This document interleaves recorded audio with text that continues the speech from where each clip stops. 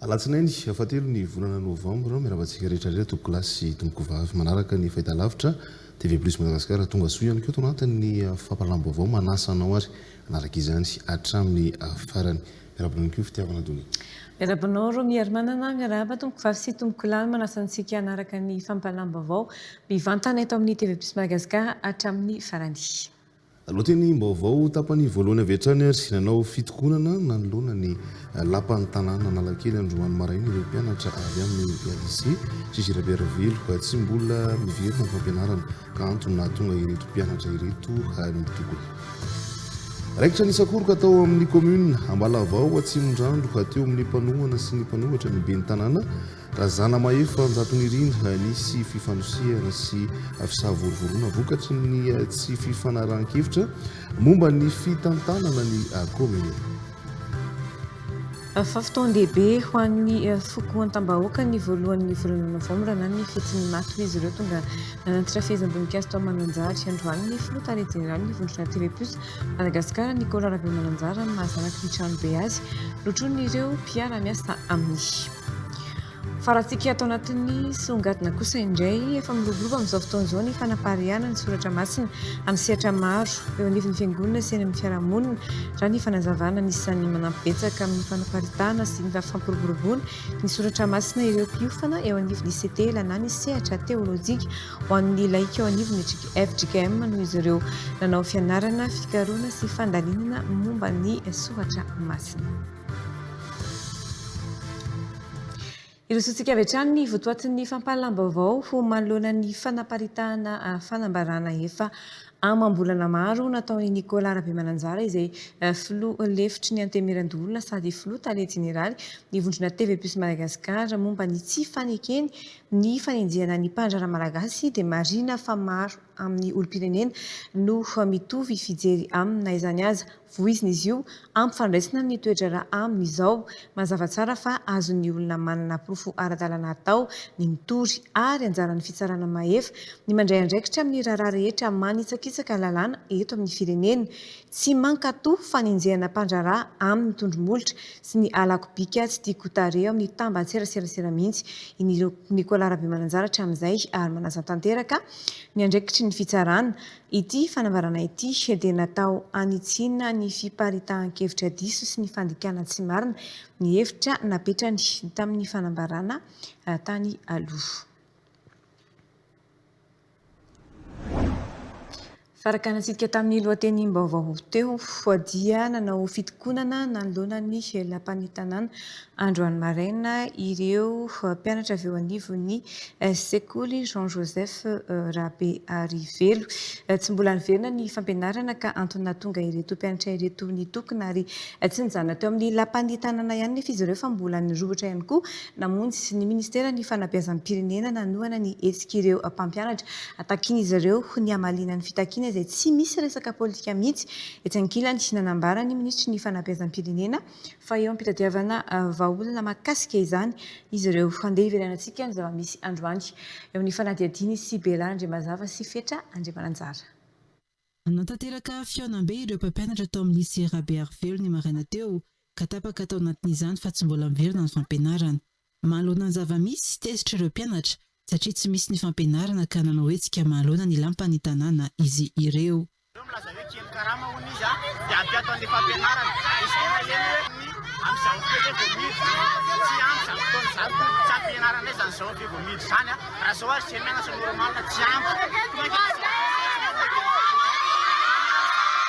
Tsy nijanona teo amin'ny lampany tanàna nefa izy ireo fa mbola nirohatra namonjy ao ministera ny fanabeazam-pirenena nanoana ny hetsika ireo mpampianatra. Efa niatra natao an-toerana ihany koa ireo mpampianatra izay tsy afa-po manoloana ny fitakiana ataon'izy ireo. Ireo olona izay efa namotika fampianarana ka nahatonga antsika mbola eto amin'izao fotoana izao.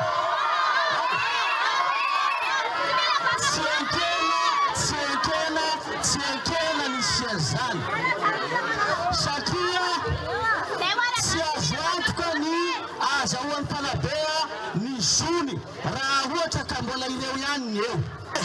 Miatrany fianaram-panjakana rehetra eraky Madagasikara tsy mahatsapa hoe jalo ny mpampianatra amin'ny resaka karama dia mijaly koa mpianatra amin'ny resaka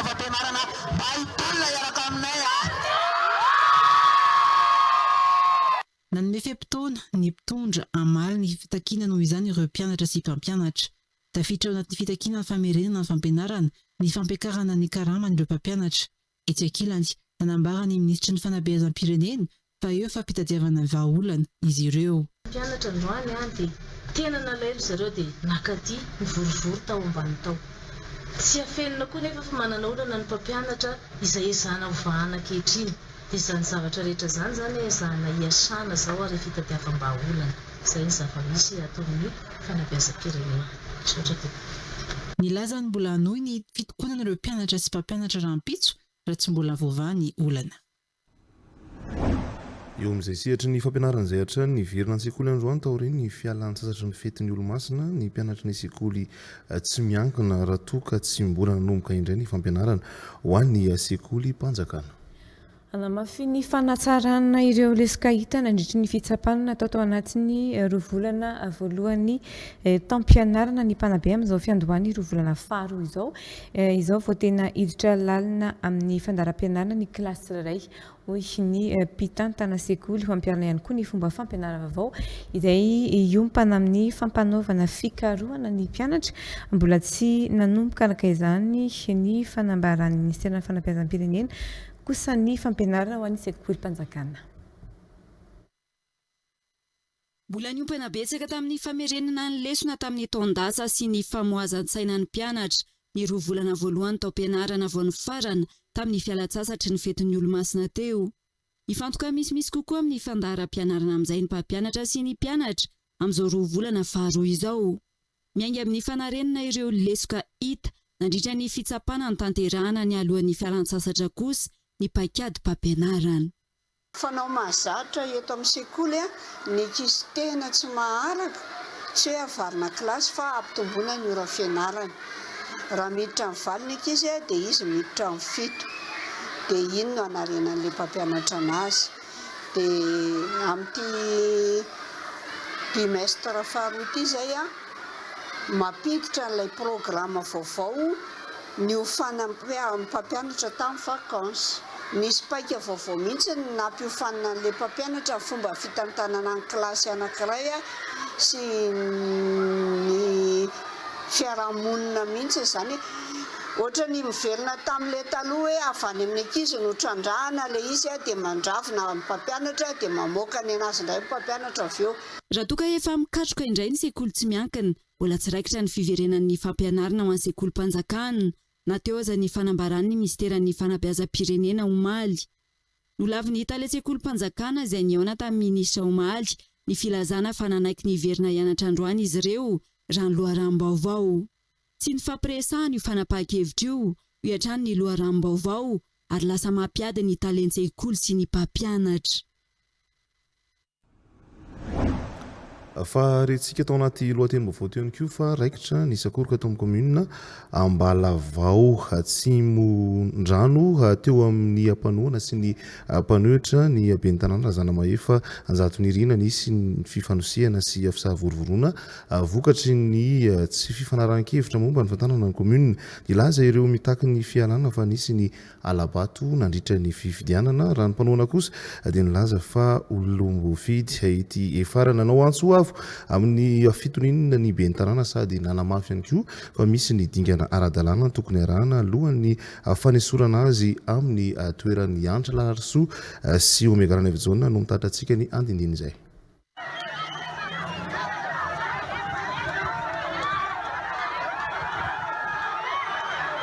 Sakoroka teo amin'ny komuna Ambalavao ireo mpanohana sy mpanohatra ny ben'ny tanàna ka niteraka korotana araka ny nambaran'ireo mitaky ny fialany.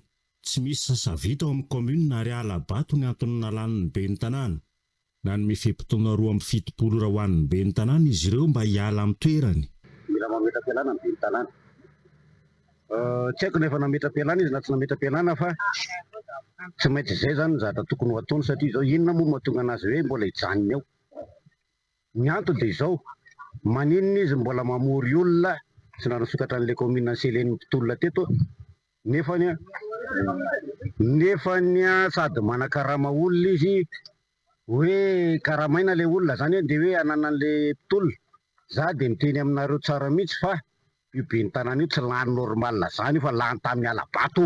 Ho an'ireo mpanohana anefa tsy antoko fa olona ny nofidiny ary hita mazava ho izy ireo ny zava-bita ny tao anatin'ny fitantanana. Ny ety amin'ny komina ambanivohitra, rehefa ambanivohitra rehetra tsy mitovy amin'ny any Antananarivo, fa ny ety ny olona lany be ny tanàna dia resaka fiarahamonina ny ety. Rehefa lany fifidianana mera, ty eto amin'ny nivon'ny komina any dia vita hoe nandresy ny candidat TGV teto anivon'ny komina. Fa maninona ny tonga amin'izao fotoana izao lasa tonga amin'ity resaka fanonganana mera ity. Fiarahamonina no mahatonga ny olona ny fidiny mera eto anivon'ny komina. Rehefa komina ambanivohitra rehetra ka hoe lany ny mera na amin'ny antoko politika inona na antoko politika inona, dia resaka fiarahamonina ny olona anankiray ho be ny tanàna amin'ny olona rehetra. Fa aty ambanivohitra tsisy alabato, tsisy resaka antoko politika. Nambarany be ny tanàna Razana Mahaifanjato Nirina fa nisy ezaka lehibe natao tao amin'ny komuna ary tokony hanaraka lalàna mazava ny fanesorana be ny tanàna. Izay kosa angamba no mangataka hoe tokony mba atao mazava tsara ny fanesorana be ny tanàna, avaizany mandeha ny baiko na ny prosedura rehetrarehetra, fa matsiaro ihany izay hoe mitebiteby amin'ny fanatanterahana ihany azy.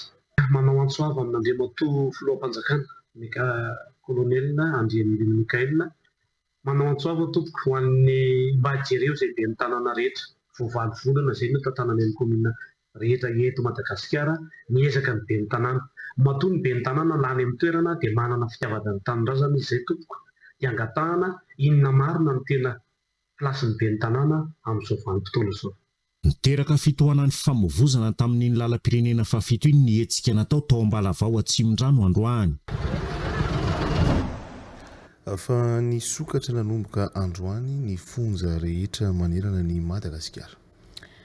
Fanapa-kevitra noraisin'ny ireo mpandrarany fonja tao aorian'ny fifanarahana vita sony ny arahana tamin'ny minisitry ny fitsarana ity fanokafana ny fonja ity.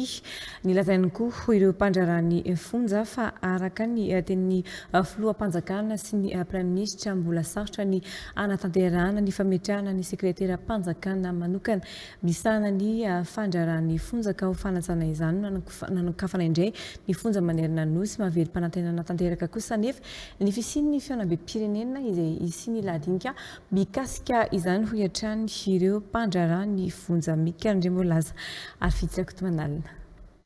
Misokatra nanomboka androany alatsinainy 3 Novambra 2024 ny fonja rehetra manerana ny Madagasikara. Nisy ny fanarahana vita sony ny erahana tamin'ny ministry ny fitsarana ny sabotsy lasa teo, ka taorian'io fanarahana io no nandraisana ity fanapahakevitra ity ny mpandrarany fonja. Anisan'ny notakendreo mpandrarany fonja na tonga azy ireo anidin'ny fonja ny fametrahana sekretera mpanjakana manokana isana ny fandrarana ny fonja. Nisy ny fiaonan'izy ireo tamin'ny ministry ny fitsarana ny sabotsy lasa teo, ka taorian'ny fanarahana vita sony na ny protocole d'accord nanapa-kevitra nokatra ny fonja manomboka androany ny mpandrarany fonja.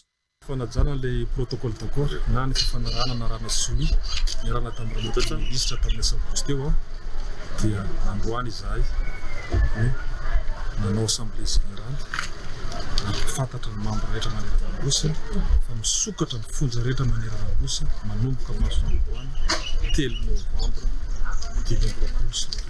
Mila miandry isika amin'ilay concertation nationale fa tsy maintsy atao anatiny ary tsy maintsy tanterahana zany nanome toky olo-dehibe izy olo-dehibe ny filoham-panjakana ary olona mivavaka mataotra an'Andriamanitra izy mino izany mino zato isan-jato fa tsy hanitaka ana izy amin'izany zavatra zany. Toy izany ihany koa zavatra resahan'ny prime ministre lehibe ny gouvernement taminay, raha mbola razako ny razako izy raha mbola razany androako ny razako ato amiko izy tsy hivadika aminareo fa tsy maintsy azonareo ny sekretera mpanjakana FDP-nareo aorian'ny concertation nationale. Niatrika ny fivirimbe izy ireo ka tao anatin'ny fivirimben'ny tanterahana nampahafantarana ity fanapahakevitra ity.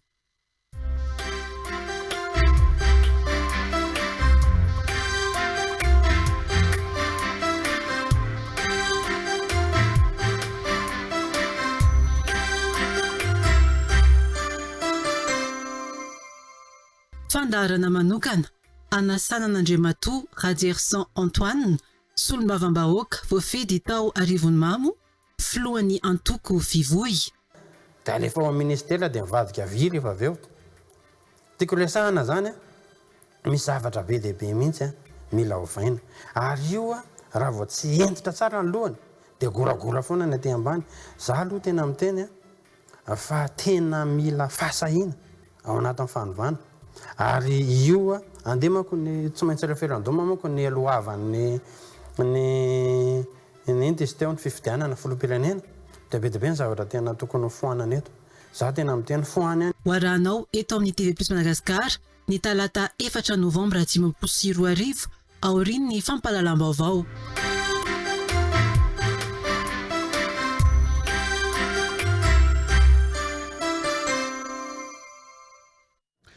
Direction Antoine sombabahoaka voafity tao arivomamo no vahiny fandarana manokana rahampitso aorian'ny fampahalalam-baovao. Vaovao politika no tokony ho izy tapitra amin'ny volana janoary 2024 ny tampiasan'ny loholona raha ny vafaritry ny lalam-panorenana. Tsy tokony kitiana intsony araka izany ny endriky ny antenimiran-doholona amin'izao ary tokony miandry ny fiafarany tao ampiasany ireo loholona hoy ny mpanara-baovao politika ny fandaninana ny volavolan-dalàna ifeny tetibola mpanjakana 2024 ihany koa sisa no andrasana amin'ny androm-panjakana mialohan'ny ifaranany tao ampiasany efa mivonina amin'ny fiafarany ny tao ampiasana daholo ihany koa ny loholona rehetra izay efa voafaritry ny lalam-panorenana raha teo Zorabarzona no mitandratsika ny andindiny izay.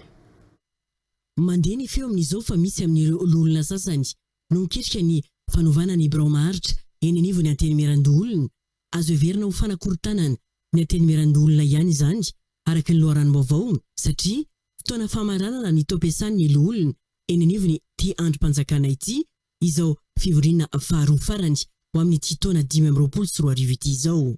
Tsy misy antony ilana izany intsony hoy ny loharano-baovao satria iray volana sy tapany sisa dia farana ny tao ampiasan'ny ireo loholona eo anivony ity androm-panjakana ity tsy mametraka olana amin'ny loholona rehetra raha teo ny firafitry ny antenimiran-doholona amin'izao izay filoha-mpisolo-toerana no mitondra ny androm-panjakana amin'izao dia ny loholona Zokiola Andriamanjary Jean André.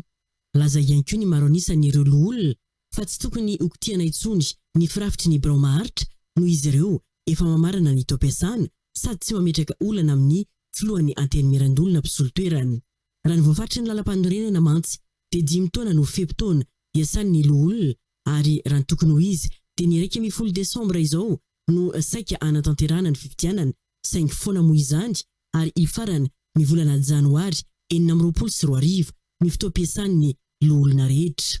Mbola betsaka ihany koa ny tokony ataon'ny fitondram-panjakana lara-pahamehana indrindra fa ny olana fampianarana izay misedra olana ankehitriny ary tsy tokony hifantoka amin'ny antenimiran-doholona aloha ity fitondrana ity hoy ny mpanara-baovao politika.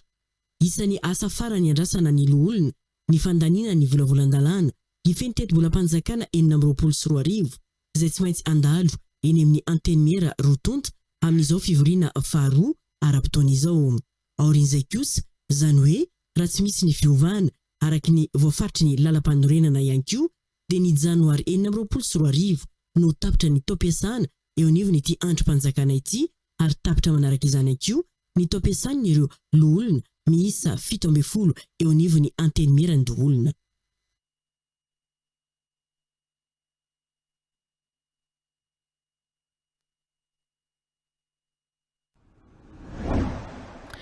Vaovao avy any Mananjary kosa indray fotoan-dehibe amin'ny fokoan-tambahoaka ny voalohan'ny volana novambra na ny fetin'ny maty hoy izy ireo fotoana fangataham-pitahiny amin'ny razana sy fahatsiarovana ireo havana efa maty fotoana iaonan'ny zanaka amanjafiny tranobe ihany koa misy ireo fombafomba maro tanterana mandritra izany ka ny mpanjaka mitondra ny tranobe no mitarika izany samy manana ny safidiny kosa ny tsirairay amin'ny fehezam-boninkazo. Aterina eny amin'ny fasanaka misy ireo misafidy ny voninkazo natoraly fa misy kosa ny misafidy ny voninkazo artifisialy. Tonga nanatra fehezam-boninkazo tao Mananjary ny filoha jeneraly ny vondrona TV Plus Madagasikara Nicolas Rabemananjara mahazanaky ny tranobe azy notron'ireo mpiara-miasa amin'ny ny sabotsy voalohan'ny volana novambra lasa teo ny andindiny ny hoentin'ny mpanao gazetinay ao Mananjary. Tsy maintsy manao fangatahan-dalana amin'ny razana ato amin'ny tranobe ny zanaka manjafy milony anatanterana ny fanaterana ny fehezam-boninkazo eny amin'ny fasana. Lava ny lalana ka angatana fitahina amin'ny razana mba hatotosana soamantsara ny fombafomba rehetra atao ka ny mpanjaka mitondra ny tranobe no mitarika izany. miroso makany amin'ny fasana ny rehetra orin'izay ary mbola misy ihany koa ny fombafomba atao manoloana ny fasana izay mbola ny mpanjaka mitondra ny tranobe an-trano no mitarika izany. Vita izay vao miroso amin'ny fametrahana voninkazo ka mandritra izany no angatana fitahiana amin'ny razana. Fangatahan-dalana zany tagny tranobe, fangatahan-dalana amin'ny Andriamanitra sy ny razana. Dia rehefa avy eo dia tonga aty magnatanteraka zany fangatahan-dalana zany. Dia aty mivavaka mangataka amin'ny Andriamanitra sy ny razana mba ho tanteraka soamansara ny iay fiaignantegna zanaky ty tranobe, zanaky fasana zanaky tranobe. Ohatran'izay zavatra miaraka amin'izany mesure d'accompagnement misy bese eo a, misy toko eo a, tia fomba ndrazana ma zay raha natoka zay aby mahatonga ny olona rehetrarehetra hitanao zao isaky ny tranobe. Fotoana angatapitahina amin'ny razana sy atserovana ireo havana efa lasa raka izany ny fetiny maty na ny voalohan'ny volana novambra raha ho an'ny foko atam-bahoaka. Fotoana ionana ho an'ny zanaka manjafy ihany koa satria dia entino ambom-piona ny rehetra rehefa voalohan'ny volana novambra toy izao. Itongavana aty dia fangatahan-pitahiana, fangatahana fahasoavana avy amin'ny razana ka ankalazaina isan-taona izy ity. Dia le azo lazana anazy zany le karaha rassemblement anzanaky ty tanàna ty rehefa 1er novambra ohatran'izao mitovitovy amin'ny sambatra mizy ty ka raha ohatra ka zanaka mananjary sy namonjy 1er novambra ty dia ohatra mizaka hoe sahirankirana mi mitany misy anazy agny. Tonga nanatitra fehezam-boninkazo teto ihany koa ny filoha-tale jeneraly ny vondrona TV Polisy Madagasikara Nicolas Rabe Mananjara amin'ny mahazanaky ny tranobe azy no tronony ireo mpiara-miasa aminy. Isaky ny tranobe tsirairay no manatanteraka ny fandaminana ho an'ny zanaka manjafy rehefa toy izao. Afa iverina eto Antananarivo kosa indray tsika amin'ity lafim-baovao manaraka ity ho avy tsy ho ela ny favaratra ka manamafy ny fanjakana fa tsy azo ekena intsony ny fanotofana tany sy atsara-dalàna indrindra amin'ny lemaka Antananarivo efa nivoaka ny didy manan-kerina nomboka tamin'ny 13 febroary 2024 izay mandrara tanteraka ny fanotofana tany amin'ireo faritra marefo amin'ny todradrano Hotlina sy Ojerena avokoa ny fahazahoan-dalana rehetra nivoaka nanomboka tamin'io taona io ary hosaziana enjana izay tratra mandika ny lalàna tanjona hoy ny ministra ny fanazarina ny tany Lilson René Durelon ny arovana ny lemaka ny tanàna ary ny ain'ny vahoaka amin'ny todradrano izay mety izy eo. Ao anatin'ny fanomanana ny fotoam-pavaratra dia nanamafy ny fanjakana fa tsy azo ekena intsony ny fanotofana tany tsy ara-dalàna manerana ny lemaka manodidina n'Antananarivo. Ao amin'ny ampim-pahambody-mita iray monja amin'ireo popotelo no mbola miasa amin'izao fotoan'izao saingy efa andalam-panamboarana ireo kojakoja ahafahana mampandeha indray ny R6. Araka ny fanazavan'ny tompon'andraikitra dia efa navoaka hatramin'ny 13 febroary 2024 ny didy manakana tanteraka ny fanotofana tany ka tsy ara-dalàna avokoa ireo asa fanotofana rehetra natao tao aorian'io daty io. Hotiliana avokoa ny fahazoan-dalana rehetra nivoaka nanomboka tamin'ny taona 2024 ary hosaziana entitra ireo tratra manitsakitsaka lalàna. Tsisy fanavahana ho ny fanjakana satria tanjona lehibe ny fiarovana ny lemaka ny tanàna ary ny ain'ny vahoaka mitondra drano avy. Tsy ara-dalàna zay fanotofana tany taorian'ny 2022 io. Zay aloha zany dia efa tenenina antsika zay. Ka ny andraikitro manomboka zao andeha hijery ny permis rehetrarehetra. Zay 2022 mankaty dia fandraisana fepetra. Efa mimana fantapantatranareo ihany za fa za olo mahitsy ary tena direct rehefa miteny. Tsisy agnavahako ny zany izy io. Zay nanototra tany nanomboka 2022 dia efa mimana izy. Ary ny fanotofana tany tsy ho izy tsony. Raha mbola eo ny fitondragna zay misy anahy. Fa ny ankoatran'izay tsy fantatro. Fa efa misy décret mandrara aza manao tsony. Fa ho enjana ny fepetra ho raisina ho an'izay mbola mini hanototra tany. Tsy anavahana io. Niza. Ary tandreo fa ny tentative ny corruption punissable. Aza manao tentative anao corruption ty amiko fa tonga dia fisamboriko anao. Ka dia zay tsy apotika ny lemaka Antananarivo. Nidina teny amin'ny ampim-pahambody-mita ny ministra ny fanajariana ny tany Lilson René Durelon ny sabotsy 2 novambra 2024 teo. nidina ifotony teny atsena avy hatrany ny ministra ny varotra sy ny fanjifana angotiana Michel Angel nahafana nijery ny vidinentana sy ny vidinentana tena izy. Mbola betsaka ny tahiry ahafahana miatrika ny tahiry ny vary gasy sy ny vary nafarana any ivelany sy ny entana ilaina amin'ny fiainana andavanandro ho nanambarany ministra ny varotra sy ny fanjifana tsy misy atahoana ihany koa ny fiakarana ny vidinentana satria ny famerina ny vidinentana no tanjona voalohany ministera ny varotra misy ihany koa ny famerina ny vidinentana eny an-tsena izay tsy maintsy ampahafantarana ny mpivarotra rehetra zo rahabajonina.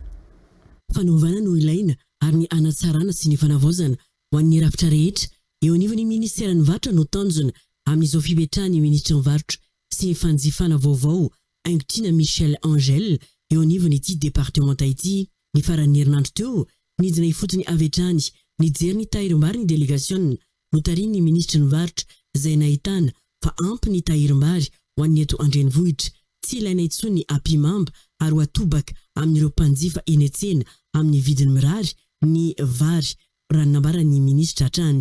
Nidina izahay teny merci atosika nijery ny toetoetra ny vary gasy moa zany manahoana ny vidiny manahoana ny stock na koa hoe ny tahiry entina miatrika an'izay amiantsoahitra izay nisy ny fifampiresahana tamin'ireo mpanangom-bokatra moa tao anatin'izay nanome toky izy ireo fa hiezaka hatrany mianaja ny zon'ny mpanjifa dia ny fametrahana natao hoe vidiny amin'ny araky ny rariny sy ny hitsiny fa tsy hisy ny fanararotana.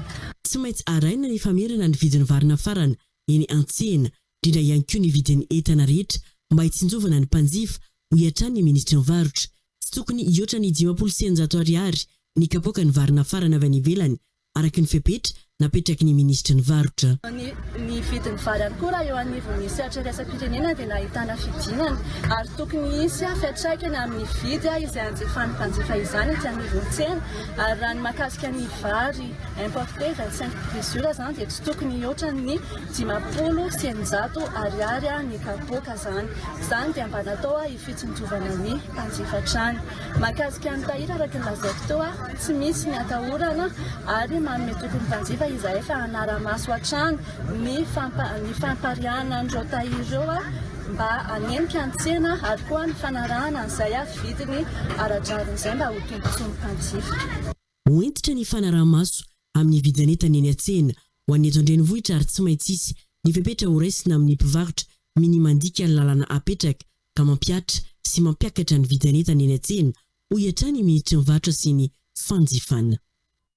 Nanatanteraka andrana fiomanana amin'ny loza amin'ny fitaterana nabakabaka ny serana mpiara-manidina iraisam-pirenena Ivato. Natao hitsapana ny rafitra misana ny fiarovana sy ny firindrana ny fidirana an-tsehatra amin'ny vonjovona raha toa ka misy ny loza amin'izeo ity andrana ity natao mitovy amin'ny loza tena izy mihitsy ity fanazarantena ity ary olona 530 isa no nandray anjara tamin'ny hetsika hitatahorin'ny andrana ny fahareta ny fidirana an-tsehatra amin'ny famonjena sy ny kalitaony ny fahaizana mamonjy ireo ny aram-bohindra nahafana ny jery ny lesoka mila atsaraina amin'ny vonjovona raha sendra loza mpifamoivoizana bakabaka ihany koa ny andrana atao teny Ivato hoy ny Ravinala airport tsara iantra larasoa eo amin'ny saly ny Erika Nevson no mitatratsika ny andindiny izay.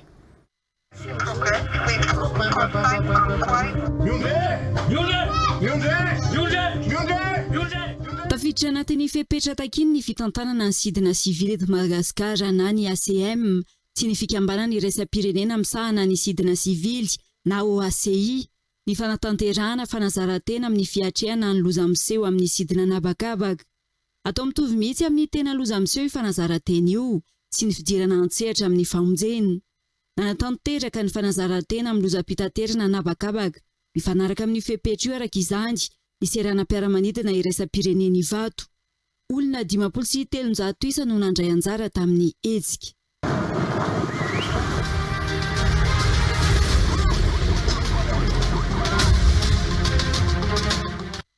Natao hitsapana ny rafitra misana ny filaminana sy ny fiarovana eo anivon'ny serana mpiara-manidina sady ihany koa hijerena ny firindrany ny fidirana an-tsehatra amin'ny vonjovoina raha toa ka misy ny amehana no tanjon'izao fanazarantena izao hoy ny Ravinala Airports. Ankoatra ireo mpiasa eo anivon'ny serana mpiara-manidina nandray anjara tamin'ny andrana ihany koa ny BNGRC. na ahafahana namantatra ny fehim-potoana fidirana antsehatra sy ny kalitaony ny fandraisana antanana ireo niarambona ny fanazaranteny. Notsim-piana manokana ny lafin'ny serasera anatiny sy ivelany rehefa misy krizy taorian'ity fanazarantena ity. Nahafahana nafantatra ireo lesoka mila tsaraina sy ny efa mety ary nanavao ny drafitra fandraisana antanana ny vonjy-taitra eny amin'ny seranam-piaramanidina ihany koa ny fanazarantena ny tanterahana teny amin'ny seranam-piaramanidina iraisam-pirenena Ivato ho iatran'ny mpitantana.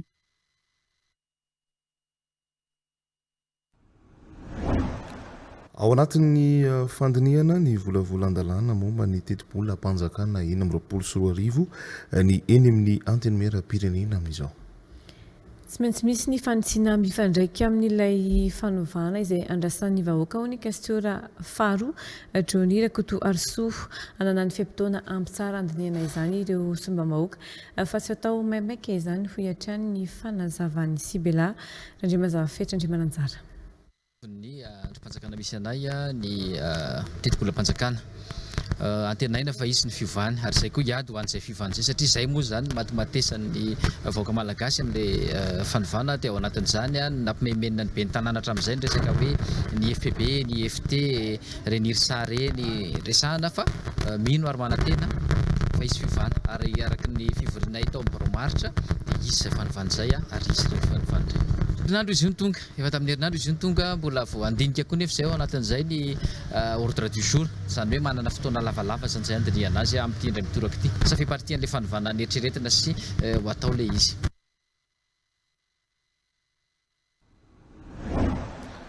Hoaratsika ary izao ny resabe.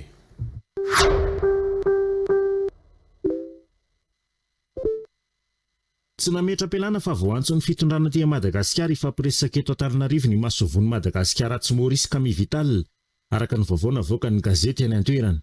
Raha ny rakim-peo navoaka ny Défi Média hatrany dia anio ihany izy no iverina ny Maurice rehefa vita ny fampiresahana taony sy ny mpitondra malagasy. Vaovao malaza ofisialy mampiseho anatin'ny pejiny hita ny fatan'ilay lehilahy Ntsambikina teny Akadindratombo. Hitandroany maraina ny fatan'ilay lehilahy Ntsambikina teny amin'ny tetezana Akadindratombo alina. Voalaza fa vehivavy sy lehilahy izy ireo nitsambikina teo maly efa maizina ary molaka roa inalay vehivavy. Dinosy Kispas mampiseho anatin'ny pejiny nisy nakakeriny tao an-trano ny bebe Blandinina ny zoma tamin'ny Rora maraina tao Mampiteny Fokontany Antaninandro komina Kazondandy distrikan'ny Manjakandriny. Tsy mbola nandreny isam-baovao hatramin'ny androany. Laza ny fianakaviany izay nanadiadin'ny mpiaramonina fa fiara katikatra iray narahana motorony nakazy tao. Ny vadiny tsy dia salama. Ny hevitra amin'ny manodidina fa ny zanak'izy mivady ny tonga tamin'ny fiara nijanona teo am-baravaran'izy ireo. Avy eo anefa rifatra ilay fiara ary eny ny mpiray vody-rindriny Ramatoa Blandinina nika tokana. Miangavy izay manam-baovao ny fianakaviany mba hiantsony 032 56 038 56 na hampandre mivantana mpitandro ny filaminana akaikin-drindry. Vaovao faran'ny fil d'info ofisialy mampiseho anatin'ny pejiny. Tombanana mety hanorana ny faritra maro eto Madagasikara amin'ny fisasahan'ity herinandro ity. Alohan'izany anefa dia ho maina amin'ny ankapobeny ny ilany afovoany atsinanan'ny Ninosy. Manodidina ny 12 hatramin'ny 20 degré Celsius ny maripana ny maraina ary eo anelanelan'ny 5 ka hatramin'ny 4 degré Celsius ny tolakandro. Vaovao faran'ny fil d'info ofisialy mampiseho anatin'ny pejiny. IPP misy 770 manerana n'Antananarivo notoloran'ny Federasionina Malagasy de Football BOL fanohanana tafiditra anatin'ny tetikasa FIFA Football for School izay efa natomboka ny taona 2024 teto Madagasikara.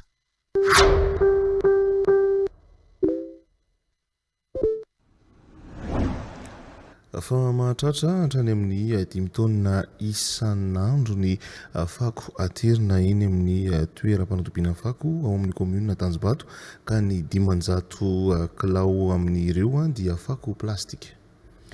Misy ireo fianakaviana mivelona amin'ny fanangonana ireo fako plastika ireo mamadika izany olo rahambola izay miara-miasa amin'ny commune ihany koa manodidina ny 200 ariary hatramin'ny 500 ariary ny hamarotan'izy ireo ny kilao ranonambaran'izy ireo izay kilan'izay efa misy nitetika asa fanodinana ireo fako plastika ireo olo rahambola izay iarahan'ny commune Tanjombato amin'ny anivon'ny ministera ny tontolo iainana sy ny fandrosoana Lovainjafy miaraka amin'ireo orinasa sy miankina misehatra amin'ny fanodinana plastika natomboka amin'ny fomba ofisialy tamin'ity androany ity nitetika asa ka toerana fanangonana fako misy 10 napetraka manerina ny commune Tanjombato hoy ny ben'ny tanàna Gracia Andriatsy toerana Ivrasata. Lalatsena ahafahana miady amin'ny fiparitahan'ny fako plastika ny famadihana izany olo ranombola. Raha ho an'ny commune Tanjombato dia efa mahatratratra any amin'ny 500 kilao amin'ny fako 5 taona isan'andro ny fako plastika ateriny ety amin'ny toeram-panatobiana fako Tongarivo ho ny ben'ny tanàna. Itetika asa iarahana amin'ny ministera ny tontolo iainana sy ny fandrosoana Lovainjafy dia mifantoka tanteraka amin'ny fanomezan-danja ny fanodinana fako plastika sady fanampiana ireo olona amin'ny fitadiavam-bola ho iatran'ny ben'ny tanàna. Hovadika loha ranombola izay fako plastika izay na ny vavety izy io na ny manify izy io dia hivadika loha ranombola ho an'ny tokantrano izay misehatra ao anatin'izay afikirakirana ny fako plastika izay. Misy moa ny fifanarahana teo anivon'ny SFOI izay ifampiresahana tamin'izay ny ividianana zareo sy ny zavatra izay fa anjarana eo anivon'ny commune kosa no mametraka ny point stratégique na ny point de collecte izay misy 10 manerana ny commune ny Tanjombato. Misy sokajy maromaro ireo fako plastika angonina manodidina ny 200 ariary ka hatramin'ny 510 ariary ny famarotana ny kilao amin'ireo fako plastika ireo raha ny fanazavana. Ao ny sarina tavoahangy, ao ny tavoahangy fotsiny, ao ny bidon, ao ny sachet. Io arinao sachet izay hitondrantsika entintsika avy mihitsena io dia anisany hovidiana amin'ny kilao. Izay mivolazako izay hoe manodidina ny 200 ka hatramin'ny 510 eo zany ny andraisana azy. Izany hoe samihafa zany fa misy karazany 10 eo izy io. Dia izay no mahatonga an'ilay entre an'ilay 200 hatramin'ny 510 ny vidiny. Natomboka tamin'ny fomba ofisialy androany itetika asa fanomezan-danja ny fanodinana fako plastika eto amin'ny commune Tanjombato. Isitraka izany avokoa ny Fokotandimby mandrafitra ny commune Tanjombato.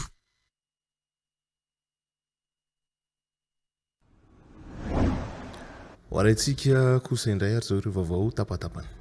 Noraisin'ny ministra ny tanora sy ny fanatanjahantena Rasambany Anahindezire tao amin'ny lampan'ny fanatanjahantena Mahamasina androany ireo mahery fo malagasy gosotro tompon-dakiran-tany amin'ny taranja Tsipikanety be. Nisy ny fanakalozan-kevitra sy fandraisana neta hita amin'ny federasiona malagasy ny Tsipikanety be mikasika ny fomba hanatsarana ny taranja nandritra ny feonana. Niarahaba azy ireo ny ministra tamin'ny zava-bita nakasitraka ihany koa ny ezaka sy ny fahafozatena nentin'izy ireo koa izay nahafahana nampiakatra avy ny voninahim-pirenena. Laza ministra fa tsy jery fotsiny fitoram-panjakana isy ny mari-pakasitrahana manokana omena azy ireo mariky ny fisaorana sy fankatoavana ny zava-bitany.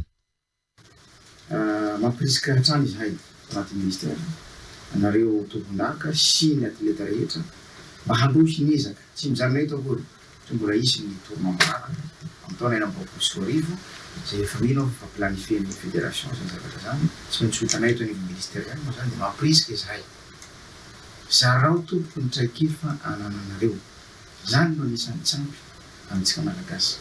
Zay no taovanareo mila manana ambition collective tsika tsy hoe aza tazominao andao herinary ilay fandresena fa amboara ho an'ny malagasy resaka subvention manao teo hojerena araky izay tratrika sy izay araky laharam-pahamehana ny fanampianan'ny fédération sy ny atletatsika. Nampatsiahy ny ministra fa tsy maintsy hojerena mitovy avokoa ny taranja fanatanjahantena rehetra isoroan'ny fiankarana mba ahafahana mampivoatra ny sery ara-panatanjahantena manerana ny nosy. Voninahitra iara asa ihany koa izy ireo anohana ireo tanora sy ny tontolon'ny fanatanjahantena eto Madagasikara. Misy ireo mpanao politika sasany manararoatra ny toe-java misy eto amin'ny firenena ka lasa mivoana amin'ny tolona izay natao izany. Anisan'ny olona sibatry ny antso jay sy tsindry azo lena amin'izao fotoana izao ireo ben'ny tanàna maro samihafa eto Madagasikara. Anisan'ny voakasika izany ihany koa ny eto Antananarivo renivohitra izay nomeny ny andihan'ny fikambanana fehim-potoana mba hialany amin'ny toerany androany alina. Tokony hijery akaiky ny toe-java misy tahaka izao ny fitondram-panjakana ankehitriny ary mila mijoro miaro ny ara-dalàna mba tsy hisian'ny fanararaotana politika hoy ireo vondron'olona tsotra tonga teny amin'ny kanjany 13 nanao fihetsiketsehana androany. Izy ireo izay manohatra ny fikasana ny lona PDS ny ben'ny tanàna n'Antananarivo renivohitra. Izahay dia vondron'olo tsotra tsy miangany tsy manao politika fa kosa sarotiny izahay amin'ny tanàna n'Antananarivo fa tsy ekenay nametrahana izany PDS izany eto amin'ny tanàna n'Antananarivo. Nisy ny tolona natao teto amin'ny tanàna n'Antananarivo izay niarahana tamin'ireo ZNZ ny fanovana ny rafitra ny tena. Ankehitriny misy ireo mpanao politika manararoatra mijapy izany tolony tanora izany dia mitady plasy hipetrahana eo ambonin'ireo tolona. Nianga avy ny fotony indrindra fa ireo mpianatra kely ny fitiavana baolina kitra ho ny federasiona malagasy ny baolina kitra. Tafiditra ao anatin'ny politika sy ny paikaty noho izany ny fanohanana sy fanazarana ireo ankizy amin'ny baolina kitra. Sekoly fanabeazana fototra miisa 450 eto Antananarivo noho izany no nahazo fampitaovana ary anisan'ny nozarana izany androany teto amin'ny EPP Andavamamba. Ho an'ny ligue paritra kosa dia ireo école de foot no izarana izany. 5,000 ireo baolina ho zaraina manerana ny nosy. Ireo katita kely ireo aloha zarana raha ity EPP manokana eto Andavamamba ity zao araka ny tatitra ny talety eo dia nisy an'ilay fifaninanana football karakarain'ny kolokitra izay isorana ny kolokitra dia zareo teto zany anisan'ny nahazo médaille tao anatin'ireo ankizy majinika. Ny rariny eto dia ankoatry ny sport scolaire izay karakarain'ny ministère PA eo anivon'ny Terenda sy ny Sisco dia vonona trano ny fédération malagasy ny football rehefa nahazo alalana avy amin'ny FIFA hoe misy baolina 10,000 zaraina nalefa nisaky ny section manerana Madagasikara sy ny ligue 2020 dia ny eto Antananarivo zany ezahana anaterana ny EPP rehetra izay niteneniko teo hoe misa 450. Mitohy atrantsika eto anatin'ny fampiram-baovao manohitra ny fitrandrana grafita tanterahany ny mpandrara vahiny any Bekily ny solombahoaka nyity distrika ity. Tsy nampahafantarina ny tompona ndraiky mpanjakana any an-toerana ity fitrandrana ity fa tonga dia baikonidina avy amin'ny fanjakana Foibe teo aloha fotsiny tsy manatsa ny voarakitry ny boky nandraikitra na ny cahier de charge ihany koa ity orinasa ity rehefa natao ny fanadihadinina hoatrany ny olom-boafity avy any Bekily. Bikandrem-bolaza ary fidirakoto manarina. Amin'ireo Sinois izay mpitsanjaka grafita any amin'ny distriktin'ny Bekily io dia napetsaky ny fitonjana teo aloha. Ary raha mahalala fa ireo Sinois ireo dia karazana hoe parastage fotsiny avy aty ambony aty no nandeha nanorina ny société ho ana Bekily agny. Tsy nisy fampahafantarana ny autorité ny tompon'anjaikitsao, tompon'anjaiky mpanjakana ao fa tonga dia installé les Sinois.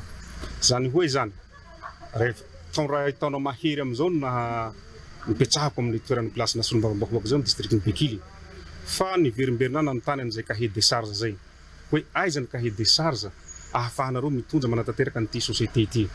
Io société io dia tsara ho mariny eto fa société mpitsanjaka grafita.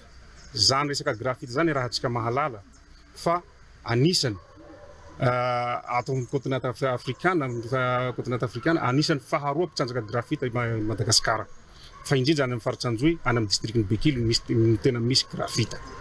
Dia zay zavatra zay tsy voarespecté ny Sinois zany na tsy haiko fa ireo société Sinois ireo zany dia anisany manao tsinotsinoan'le gasy. Manaraka akaiky hatrany ny fivoaran'ny toedrara eto amin'ny firenena ny malagasy ary ahafahany rehetra mitondra ny fomba fijery momba izany ny fandaharana demokrasia mivantana ao amin'ny Radio Plus 100.2 FM isa-maraina amin'ny 7 ora sasany sy isan'ny songadina tamin'ny fanio-kevitra androany sy ny resaka fanabeazana sy ny olana mitranga amin'izao fotoana eo amin'ny tontolo ny fampianarana andao raha antsika izay sombon'ny fanio-kevitra ireo mpisehatra izay. Démocratie mivantana. Fandarana mivantana amin'ny Radio Plus 100.2 FM. Isanandro amin'ny 7 ora sy sasany maraina. Madame Rovim-Bomanga kely. Tsy afaka ny anao mihoatra ny mety ny tompona andraikitra. Tsy tokony ataon'ny mpampianatra izay mitokana sorona ny zaza malagasy. Voalohany indrindra aloha dia niteneniko dia ny mpitandro ny filaminana kapisatiny namakana ny tolona fa katsisy azy. Maty ny vonoany gendarme sy ny mpitondra teo aloha teto daholo ny vahoaka malagasy. Izy zany manao ny affaire courante izay makany amin'ny fifidianana. Ny zavatra tokony ataon'ny féministère ihany no ataony. Fa tsy afaka manao mihoatra amin'ny mety izy. Na tsona daholo ny mpiasa-panjakana ka tsony ny machine administrative. Tsisy midina tena zareo rehefa efa vita ny tolona natao mikasifatsy efa mody ny lanjam-pandehanana teny ka miteny an'le mpampianatra rehefa tsy hampianatra na rendrinany amin'ny rabeako zeny sy re mitokotokony reo fa fantatsy na rehefa tanany sasany ao dia miteny hoe aza mampianatra manaova dia misy amina fa be da be n'olona vonona mpianatra fa tsy ny zanakon'olona ny ataona resoriny eo. Demokrasia mivantana.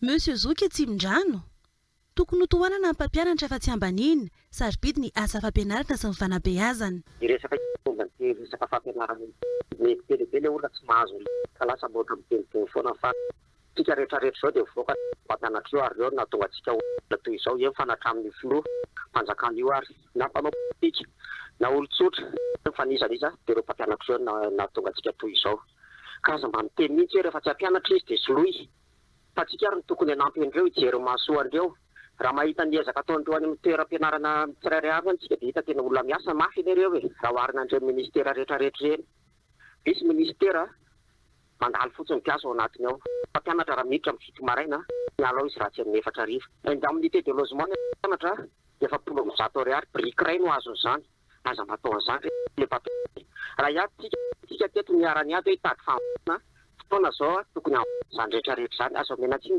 raha hipaky izy zao ko izay ny indraindrainao fa tsy hoe tetezamita fifidianana takaraindreo raha fifidianana indreo zany mitovy nanonga-panjakana ihany reo satria miflo ihany zany ny asorina fa ny rehetrarehetra ny eo ihany natao ny atao tsisy miova mihitsy eto Madagasikara eto e. Demokrasia mivantana. Fandarana mivantana amin'ny Radio Plus 100.2 FM. Isanandro amin'ny sivy sy sasany maraina. Fa misy ihany koa ny vaovao fampafantarana voaranay avy amin'ny ekipany M-Vola izao alina izao fampafantarana manoloana ireo vaovao tsy marina na ny fake news miparitaka amin'ny tambazora sosialy dia manitsy ny zava-misy ny M-Vola ny tsy fahafahana niditra tamin'ireo tolotra M-Vola dia noho ny olana ara-teknika vokatry ny fanavaozana ireo rafitra tsy misy fifandraisany amin'ny olona na zava-mitranga ivelan'ny orinasa ireo ekipany M-Vola dia niasa andro manalina namerenina milony ny fahafahana amin'ireo tolotra M-Vola dia manamafy fa manara-maso akaiky ireo vaovao mahakasika azy sy ny ekipany ary andrefepetra raha misy ny fampelezam-baovao diso na fake news misaotra anareo mpanjifa amin'ny fatokisana manao sy izany ny ekipany M-Vola.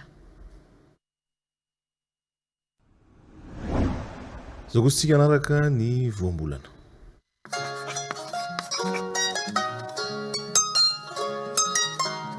Nohony hoentina mampiditra aton-javatra na fampitahana mitovitovy filaza amin'ny teny frantsay hoe à cause de raha antony na koa hoe par rapport à raha fampitaha. Voambolana izay fampiasa amin'ny andavanandro ohatra rehefa ampitaha ao anatin'ity fehezanteny manaraka ity tsara ny manome nohony mandray. Hitantsika ihany koa io voambolana io ohatra rehefa ilaza antony ao anatin'ity fehezanteny manaraka ity afaka tao fohy be mpanadinana amin'izay ilay sekoly noho ny fampiny fampitaovana ao aminy. Matetika disotsika ny fanondratana azy amin'ilay fiaingy miantony iny fa hitantsika izao fa na ilaza anton-javatra na anao fampitaha dia mitovy hoe nohony ihany ny fanoratra azy. Rehefa izay ary mifantatsika dia azontsika malagasy ampiasaina amin'ny andavanandro teny io rehefa miteny malagasy. Sarobidy ny teny malagasy ary fahaizana ny mahafehy azy. TV Plus Madagascar.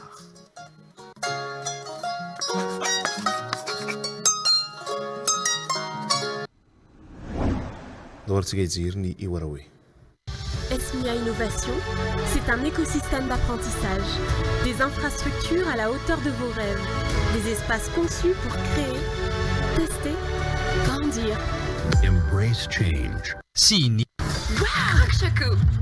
Projet secret, Choco Burst, cornflakes nature. Quel sera votre préféré? Fabriqué avec fierté à Madagascar. NutriFood, mangez bien, mangez sain. Sini. Orange, Ewanilano. Nultawana.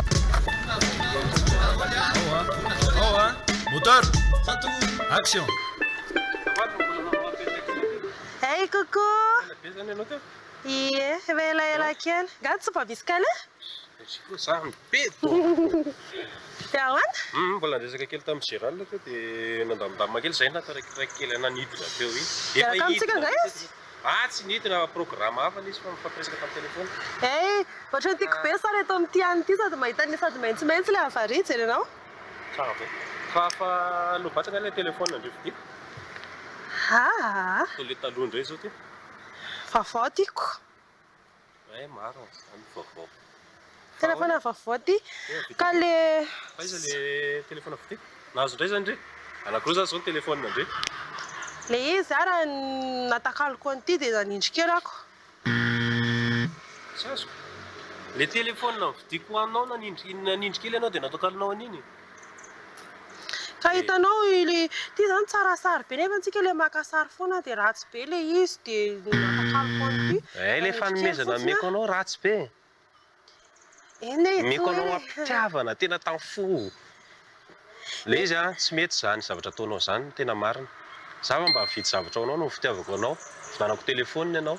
Dia ianao mahasaha mihitsy hoe manindry 10 alina ianao dia soloinao an'iny le izy. Ka le telefona iny kosa ve ratsy be le saran'le izy. Aiza kosa zao inona kosa zao ty t-shirt anaovanao ty tsy vao tamin'ny 4 andro lasa zay niaraka tsika isanao inona anaovanao mba vidanako le t-shirt iny ivoaka tsika isanao andro. Dia aiza zany zao le izy. Ka le izy nindramo sandrinay. Dia namonjy zavatra izy dia nindramo le izy. Dia na le kiraro koa ariko tiako zao le kiraro le tamin'ny latsinainy ihany koa ty. Eny fa angao moa voatery tsy maintsy le kiraro vidinao nanaovako rehefa miaraka aminao. Zao le izy tsy azonao le izy. Manafotoana be zavatra ataonao. Rehefa misy olona manome fanomezana anao dia mba andro reto azato rehefa misy fotoana mba hivoaka dia mba hanaovana le izy satria izay zany mba niantona hanaovana le olona ny fanomezana. Ka baikobaikonao hatramin'ny kiraro tokony hanaovako koa zany. Zay mihitsy ny tena izy ka.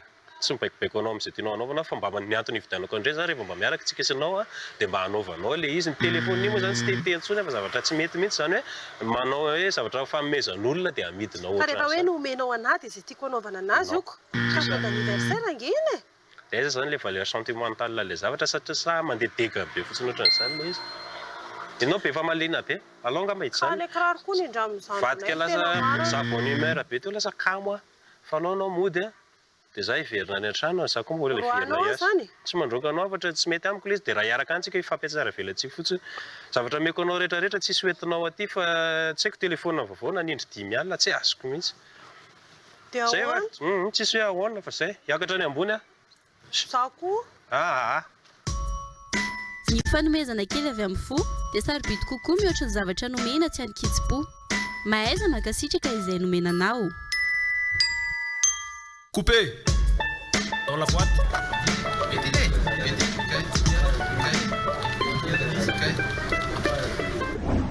Zay ihany koa no mahatrahako ny mandra-pitafo amintsika rehetra ny tokantrano tompoko lahy sy tompoko vavy tondra ny songadina ifitiavana dony.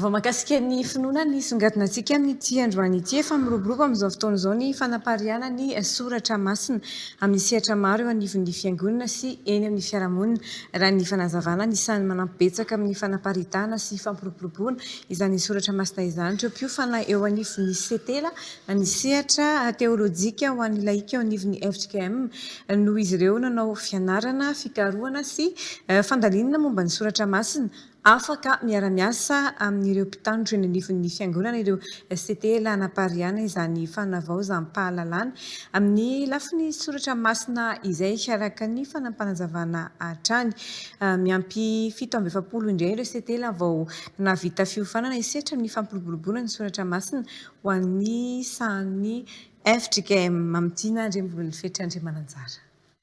Andiandramira mamono ireto navoaka ny teo anivon'ny setela nansehatra teolojika ho an'ny laika nivoaka teto amin'ny FJKM Tranovato Ambatonakanga ireto ny farany herinandro teo nalaina tao amin'ny jaona 5:15 tapania ny teny filamatry ny andihany izay manamafy ny tokony omen'i Jesoa ny amin'ny tsy maintsy amoazana be ho an'ireo rehetra izay miray aminy raha ny fanazavana sehatra iray natao ny fandaliana-pinoana sy ho an'ny fanavaozam-pahalalana ny soratra masina matsy ny setela anapariana ny soratra masina manana anjara biriky amin'izany ireo mpiofana teo anivon'ny setela izay miara-miasa mivantana amin'ny mpitandrina. Ny setela zany dia toerana iray sehatra iray ary nafanavana azy moa dia hoe sehatra teolojika ho an'ny laika. Sehatra iray ahafahana mianatra soratra masina sy mianatra teolojia, ahafahana mitombo hatrany hampiorenana ny finoana amin'izany fianarana soratra masina sy teolojia zany.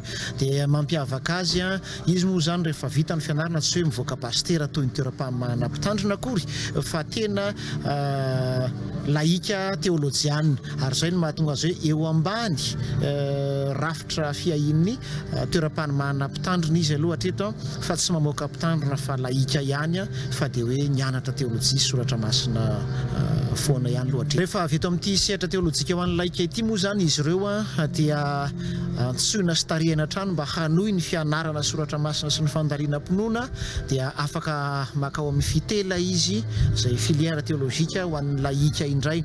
Nefa ihany koa efa afaka miasa avy hatrany izy any amin'ireny seha-mpanompoana isan-karazany any anaty sampana any anaty rafitra na fiangonana ireny rehefa mifanaraka sy mifampizara andraika sy fanompoana tsara amin'ny mpitandrina dia afaka manatanteraka zara fanompoana miaraka amin'ny mpitandrina, mpiara-miasa amin'ny mpitandrina any izy ireo rehefa mazava tsara ny fiarahany miasa ao anaty. Anisan'ny ezaka atao amin'izao ny fampiofanana setela amin'ny alalana ampitaindavitra raha ny fanazavana trany, manao antso an'ireo rehetra dia namafy izay fanavaozam-pahalalana ny soratra masina izay ny anivo ny setela ho an'ny fidirana amin'ny fiofanana manaraka.